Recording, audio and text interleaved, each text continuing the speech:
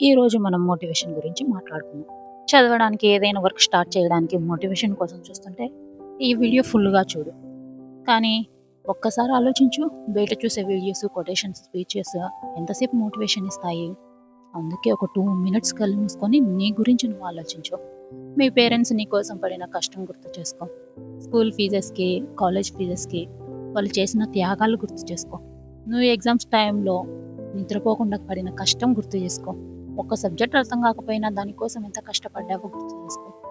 అవన్నీ మళ్ళీ మళ్ళీ గుర్తు చేసుకుంటే బయట మోటివేషన్ అవసరం ఉండదు. మిమ్మల్ని మీరు పుష్ చేసుకొని ముందుకు వెళ్ళగలుగుతారు.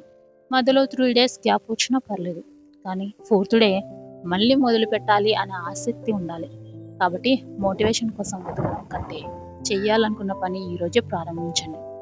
జాగ్రత్తగా ఉండండి, మీ ఫ్యామిలీని బాగా చూసుకోండి. ఇది నా ఒపీనియన్. మీ ఒపీనియన్ ఏంటో కామెంట్లో చెప్పండి.